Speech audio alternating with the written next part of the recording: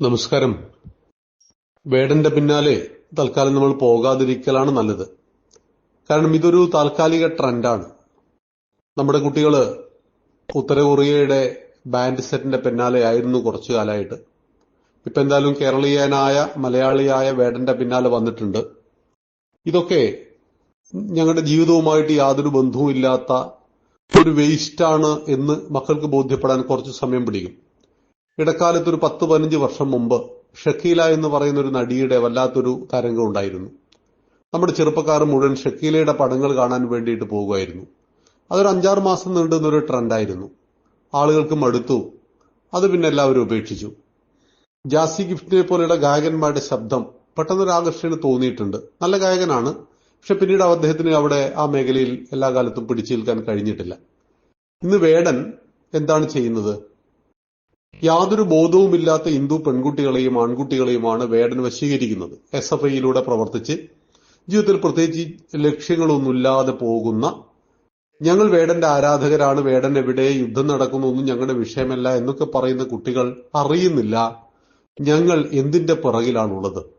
കഞ്ചാബും മയക്കുമരുന്നും ഒക്കെ അടിച്ച് എന്തൊക്കെയോ പുലമ്പുന്ന വേടനെ പോലെയുള്ള ആളുകൾക്ക് പിന്നാലെ എപ്പോഴും യുവസമൂഹത്തിൽ അറിവില്ലാത്ത ഒരു വിഭാഗത്തെ കാണും.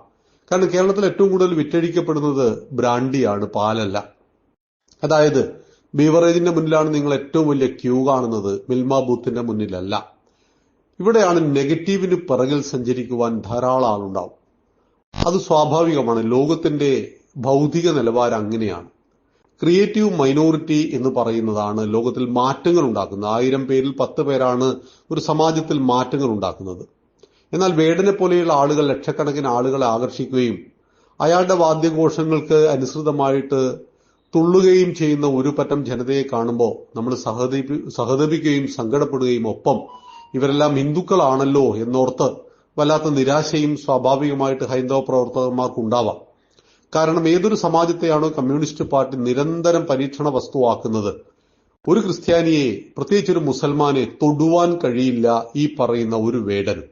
വേടന്റെ പാട്ടിലെല്ലാം പഴയ ജാതീയതയുണ്ടാവും. ജാതീയതയും തൊട്ടുകൂടായ്മയും തീണ്ടിക്കൂടായ്മയും പ്രിയപ്പെട്ട വേട ഈ കാലഘട്ടത്തിൽ ഒരു പ്രസക്തിയുമില്ല. ഏത് ക്ഷേത്രത്തിലും പുലയനും പറയനും നായർക്കും നമ്പൂതിരിക്കും ഒരേ സ്ഥാനമുള്ള ഒരു നാടാണിന്ന്. അതിവിടുത്തെ ഒരു കമ്മ്യൂണിസ്റ്റുകാരും ഉണ്ടാക്കിയതല്ല. ശ്രീനാരായണ ഗുരുദേവനും ചട്ടമ്പിസ്വാമി തിരുവടികളും മഹാത്മാ അയ്യങ്കാളിയും മന്നത്ത് പത്മനാഭനും TK മാധവനും പണ്ഡിറ്റ് കറുപ്പനും R ശങ്കറും കുമാരനാശാനും സഹോദരൻ അയ്യപ്പനും ഡോക്ടർ പൽപ്പുവും എല്ലാം ചേർന്നിട്ടാണ് ഇവിടെ നവോത്ഥാനം ഉണ്ടാക്കിയത്. തൊട്ടുകൂടായ്മ തീണ്ടിക്കൂടായ്മ ഉണ്ടായിരുന്നു. അന്ന് അമേരിക്കയിലും അറേബ്യയിലും അടിമ കച്ചവടവും ഉണ്ടായിരുന്നു. ഇത് വേടനെ ആരും പഠിപ്പിക്കില്ല. 100 കൊല്ലം മുമ്പ് പുലയ സമൂഹം അനുഭവിച്ച യാതനകളെക്കുറിച്ച് വേടനെ പഠിപ്പിക്കുവാൻ ഇന്നും ഒരുപാട് കമ്മ്യൂണിസ്റ്റുകളുണ്ട്. ഇവിടെ വേടൻ ഒരു കാര്യം മനസ്സിലാക്കണം. നമ്പൂതിരി നായരെ ബഹുമാനിച്ചിട്ടില്ല. നായർ ഈഴവനെ ബഹുമാനിച്ചിരുന്നില്ല. അവിടെ കൊണ്ടുപോയിട്ട് നിർത്തരുത്. ഈഴവൻ പുലയനെ ബഹുമാനിച്ചിട്ടില്ല. പുലയന്റെ വീട്ടിൽ പറയനെയും കയറ്റിയിട്ടില്ല. പറയൻ ബഹുമാനിക്കാത്ത സമാജവും സമുദായവും ഉണ്ടായിരുന്നു എന്ന് മനസ്സിലാക്കണം. എല്ലാവരെയും പീഡിപ്പിച്ചിട്ടുണ്ട്. പവിത്രമായ ഈ ധർമ്മം ഒരുപാട് അന്ധവിശ്വാസങ്ങൾക്ക് വിധേയമായിട്ടുണ്ട്. വ്യാസോച്ഛിഷ്ടം ജഗൽ സർവം. വേടൻ ഇത് കേൾക്കണം. വ്യാസന്റെ ഉച്ഛിഷ്ടമാണ് ഈ ജഗത്തിലെ സർവ്വതും എന്ന് പറഞ്ഞാൽ 4 വേദങ്ങളും 5 ഉപവേദങ്ങളും 6 വേദാംഗങ്ങളും മഹാഭാരതവും ഭഗവത്ഗീതയും എല്ലാം നമുക്ക് നൽകുവാൻ കാരണക്കാരനായ വേദങ്ങളെ 4ആയി വ്യസിച്ച ആ വേദവ്യാസൻ കൃഷ്ണദ്വൈപായനൻ എന്ന മുക്കുവനായിരുന്നു എന്ന കാര്യം വേടൻ മറക്കരുത്. അതായത് മുക്കുവന് വേദത്തെ വ്യസിക്കുവാൻ കഴിഞ്ഞിരുന്നു പ്രാചീന അല്ലെങ്കിൽ പുരാതന ഭാരതത്തിൽ എന്ന യാഥാർത്ഥ്യത്തെ മനസ്സിലാക്കണം. രത്നാകരൻ എന്ന കാട്ടാളന് വാൽമീകിയാകുവാനും ആദികാവ്യം രാമായണം രചിക്കുവാനും കഴിയും എന്ന് മനസ്സിലാക്കണം. ഭഗവാൻ ശ്രീകൃഷ്ണൻ ഇന്നത്തെ യാദവകുല വംശത്തിൽപ്പെട്ട ആളാണ് എങ്കിൽ ആ യാദവകുല വംശത്തിന് ഏത് കാറ്റഗറിയിലാണ് ഇന്ന് വരുന്നത്? OBC ആണ്. ലാലു പ്രസാദ് യാദവും മുലായം സിംഗ് യാദവ് ഒക്കെ OBC ആണ്. ഭീമസേനന്റെ ഒരു ഭാര്യയുടെ പേര് ഹിഡുംബി എന്ന കാട്ടു പെണ്ണായിരുന്നു എന്ന് മനസ്സിലാക്കണം. അർജുനന്റെ ഒരു ഭാര്യയുടെ പേര് ഉലൂപി എന്ന മുക്കുവ സ്ത്രീയായിരുന്നു എന്ന് മനസ്സിലാക്കണം. ജാതീയതയും തൊട്ടുകൂടായ്മയും തീണ്ടിക്കൂടായ്മയും ഒന്നും പ്രിയപ്പെട്ട വേട ഈ പവിത്രമായ ധർമ്മത്തിന്റെ ഭാഗമായിട്ട് വന്നതല്ല. അന്ധവിശ്വാസങ്ങളും അനാചാരങ്ങളും ദുരാചാരങ്ങളും എല്ലാ കാലഘട്ടത്തിലും എല്ലാ സമാജത്തിലും വന്നിട്ടുണ്ട്. അതിന് ഏറ്റവും കൂടുതൽ ഇസ്ലാമിക സമൂഹത്തിലാണ്. ഓരോരോ ഗ്രൂപ്പിന്റെ പേരിൽ ലോകത്തിൽ ഒരു വർഷം മരണപ്പെടുന്ന 20,000-ൽ പരം മുസ്ലിങ്ങളുടെ ചരിത്രത്തെ ഒന്ന് പാടൂ പ്രിയപ്പെട്ട വേട. ഷിയ മുസ്ലിങ്ങളെ സുന്നികൾ കൊന്നുകൊണ്ടേയിരിക്കുന്നു, സുന്നികളെ പറ്റും പോലെ ഷിയാക്കളും കൊന്നുകൊണ്ടേയിരിക്കുന്നു. ഇന്ന് പുലയനും പറയനും നായർക്കും നമ്പൂരിക്കും ഒരു ശബരിമല, ഒരു വൈക്കം, ഒരു കാടാമ്പുഴ. ഇനി വേടൻ അമ്പലത്തിലെ ശാന്തിക്കാരനാകണമോ? 6 മാസത്തെ ട്രെയിനിങ് ഉണ്ട്. ആലുവയിലെ തന്ത്രവിദ്യാപീഠത്തിലാണ്. RSSന്റെ പ്രചാരകനായ മാധവജി സ്ഥാപിച്ചതാണ് ഈ തന്ത്രവിദ്യാപീഠം. അപ്പൊ അവിടെ 6 മാസത്തെ ട്രെയിനിങ്. വേടന് തുള്ളിക്കളിക്കാനുള്ള സമയമായതുകൊണ്ട് സമയമില്ല എങ്കിൽ വേടൻ പറയുന്ന 2 പേരെ തെരഞ്ഞെടുത്തിട്ട് അയക്കൂ. അത് പുലയനോ പറയനോ ഈഴവനോ നായരോ എന്നൊന്നും നോക്കേണ്ടതില്ല. അവിടെ ഉപനയന കർമ്മം നടത്തി അമ്പലത്തിലെ ശാന്തിക്കാരനാകുവാനുള്ള തന്ത്രശാസ്ത്രം എല്ലാം പഠിപ്പിച്ചിട്ട് തിരിച്ചു തരാം. പുലയനും പറയനും നായാടിക്കും ആദിവാസിക്കുമെല്ലാം അമ്പലത്തിലെ ശാന്തിക്കാരൻ വരെ ആകാൻ പോകുന്ന കാലഘട്ടത്തിൽ എന്താണ് വേട താങ്കൾ പാടുന്നത്?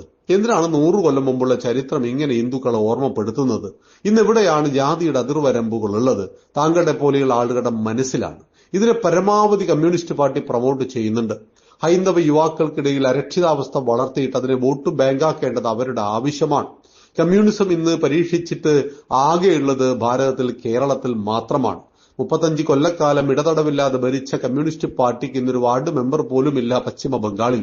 ത്രിപുര BJP തൂത്തെറിഞ്ഞിട്ടുണ്ട് എന്ന് മനസ്സിലാക്കണം. 9 സംസ്ഥാനങ്ങളിൽ പ്രബല ശക്തിയായിരുന്ന രാജ്യസഭയിലും ലോക്സഭയിലും പ്രതിപക്ഷത്തായിരുന്ന കമ്മ്യൂണിസ്റ്റ് പാർട്ടിയുടെ ഈ ഗതികേടിന്റെ കാരണമെന്ന് പറയുന്നത് ഈ നാടിന്റെ ദേശീയതയെയും സംസ്കാരത്തെയും ഹിന്ദുവിനെയും മനസ്സിലാക്കുവാൻ കഴിഞ്ഞിട്ടില്ല എന്നതാണ്. അവിടെയാണ് ഹിന്ദുവിനെ ഇപ്പോഴും തമ്മിലടിപ്പിക്കുവാനുള്ള എന്തെല്ലാം വഴികളുണ്ട് എന്നന്വേഷിച്ചപ്പോൾ വേടനെ പോലെയുള്ള പാവങ്ങൾ അതിലെ വെറും നാടകത്തിലെ കഥാപാത്രങ്ങളായി മാറുന്നു. പ്രിയപ്പെട്ട വേട, താങ്കൾക്ക് അമ്പലത്തിലെ ശാന്തിക്കാരനാകുവാൻ പോലും സ്വാതന്ത്ര്യം ലഭിച്ചിരിക്കുന്ന ഒരു വർത്തമാന കാലഘട്ടത്തിൽ 100 കൊല്ലം മുമ്പ് പുലയ സമൂഹം അനുഭവിച്ച, പറയ സമൂഹം അനുഭവിച്ച യാതനകളുടെ കഥകൾ വീണ്ടും വീണ്ടും പാടേണ്ടതില്ല. അതിന് ഒരു പ്രസക്തിയും ഇല്ല എന്ന് താങ്കൾ മനസ്സിലാക്കണം. അടിമ കച്ചവടം ഉണ്ടായിരുന്നു അറേബ്യയിൽ. 10 കൊല്ലം മുമ്പ് വരെ ഇസ്ലാമിക തീവ്രവാദികൾ സിറിയയിൽ യസീദി പെൺകുട്ടികളെ അടിമ ചരക്കുകളായിട്ട് വിറ്റിരുന്നു സിറിയൻ തെരുവോരങ്ങളിൽ എന്നതിന് ഒരു പാട്ടു പാടൂ പ്രിയപ്പെട്ട വേട. അങ്ങനെ നരേന്ദ്രമോദിയെക്കുറിച്ചും ഹിന്ദുത്വ ശക്തികളെക്കുറിച്ചും എല്ലാം തെറിപ്പാട്ടുകൾ പാടുന്ന താങ്കൾക്ക് എന്ത് യോഗ്യതയാണുള്ളത് എന്ന് സ്വയം പരിശോധിക്കൂ. ഒരു പറ്റം സമാജത്തെ, അറിവില്ലാത്ത സമാജത്തെ താങ്കൾ എന്തിനാണ് വഴിതെറ്റിക്കുന്നത്? ഇതുകൊണ്ട് താങ്കൾക്ക് എന്താണ് ലാഭം? ആയിരക്കണക്കിന് യുവതീ യുവാക്കൾ താങ്കളെ കാത്തിരിക്കുന്നു. അവർ താങ്കളെ എന്താണ് മാതൃകയാക്കേണ്ടത്? താങ്കളിൽ നിന്ന് എന്താണ് അവർ പഠിക്കേണ്ടത്?